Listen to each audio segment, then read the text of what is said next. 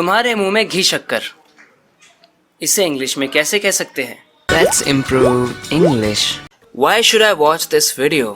If you're wondering, then let me explain this to you in simple lines why you should watch this video instead of giving a long introduction, probably boring. You should watch this video because you'll learn useful phrases and words in daily life sentences. You'll practice well by trying to translate the sentences that I mention in Hindi. You'll learn how to say certain things in multiple ways. You'll have a great listening practice as you watch the video. तो friends, जब किसी ने कुछ ऐसी बात बोली होती है जिसको आप भी चाहते हैं कि वो सच हो जाए, तो आप ऐसे कहते हैं ना, अरे वाह यार, कमाल की बात कर रहे हो, आपके मुंह में घी शक्कर। इंग्लिश में कह सकते हैं from your lips to god's ears. ऐसे भी कहते हैं from your mouth to god's ears, from your mouth to god's ears. मतलब कि तुम्हारे मुंह में घी शक्कर। जैसे हिंदी में हम ये बात बोलते हैं, इंग्लिश में ये बोल सकते हैं। ये वाली जो इंग्लिश की बात है, ये हमारी हिंदी की इस बात के इक्विवेलेंट है, वैसा ही मतलब रखती है। उसे शर्मिंदा होकर घर वापस जाना पड़ा।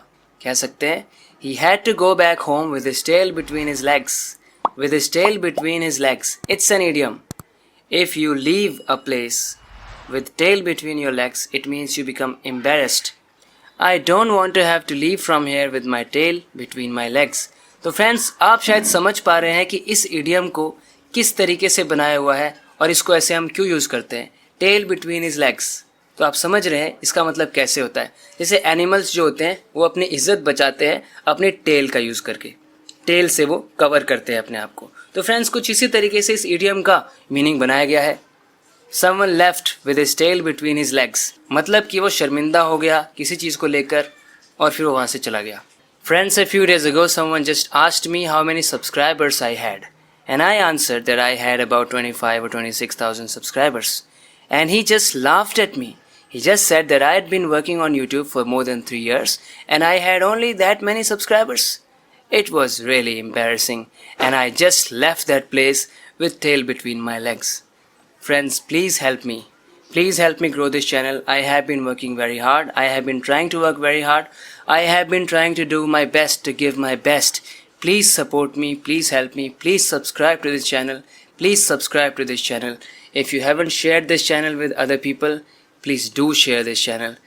मैं 2 दिन से अपने काम में काफ़ी उलझा हुआ हूँ. I have been pretty wrapped up in my work for 2 days. Pretty wrapped up. If you are wrapped up in something, it means you are busy with it. You're busy with something. So much so that you don't have time to do anything else. You are wrapped up in it. I have been wrapped up in my work for 2 days. वो अपने बच्चों में उलझी रहती है. She is wrapped up in her children. She is wrapped up in her children. Being wrapped up in something. तो ये एक बहुत अच्छा फ्रेजल वर्ब है जिसका आप यूज़ कर सकते हैं कुछ ऐसी बात बोलने के लिए। रैप अप को और भी तरीक़ों से यूज़ किया जा सकता है, सेंटेंसेस के थ्रू आप समझिए। तुम्हें गर्म कपड़े पहन लेने चाहिए, तुम्हें गर्म कपड़े पहन लेने चाहिए, तो इसको भी हम इंग्लिश में कह सकते हैं you should wrap up warm, you should wrap up warmly. तो रैप अप का मतलब होता है गर्म कपड़े पहन लो। हम कहते हैं रैप अप वार्म और wrap up warmly. You should wrap up warmly यानी गर्म कपड़े तुम्हें पहन लेने चाहिए so that you don't feel cold. चलो अब ये वीडियो ख़त्म करते हैं। Let's wrap up this video now. चलो अब ये वीडियो ख़त्म करते हैं। तो रैप अप का मतलब ये भी होता है कि आप किसी चीज़ को ख़त्म कर रहे हैं। Let's wrap up this video now, let's wrap up the meeting now, let's wrap up this discussion now. तो यानी किसी चीज़ को रैप अप करना मतलब उसे एंड करना, उसे ख़त्म करना। तो फ्रेंड्स, मैंने आपको बताया कि रैप अप को आप कितने तरीक़ों से यूज़ कर सकते हैं। काफ़ी यूज़फुल फ्रेजल वर्ब है, इसका यूज़ आप ज़रूर करना जब भी आपको ज़रूरत पड़े। आज मेरी थोड़ी तबीयत ख़राब है। जब भी आपको ऐसा कहना हो कि आज तो मेरी तबीयत थोड़ी सी ख़राब है, तो इसको आप कितने तरीक़ों से कह सकते हैं मैं आपको बताता हूँ। बहुत काम की चीज़ें हैं, बहुत कम लोग आपको ऐसा बताएंगे। आई एम आउट ऑफ सोच today, I am out of सोच today. If you are out of sorts it means you are not well. आप कह सकते हैं I am under the weather today, I am under the weather today. It's an idiom. I am of colour today, I am of colour today. I am not myself today. I am not myself today. कि आज मेरी तबीयत ख़राब है, आज मैं हमेशा जैसा नहीं हूँ, आज कुछ गड़बड़ है। I am a little unwell today. ऐसे भी कह सकते हैं। तो फ्रेंड्स, इन सभी तरीक़ों से आप कह सकते हैं कि आज मेरी थोड़ी सी तबीयत ख़राब है। I am out of sorts today. I am under the weather of colour, not my self और अ लिटल अनवेल टुडे। तो देखा फ्रेंड्स, मैं कितनी कमाल की चीज़ें आपको सिखाता हूँ।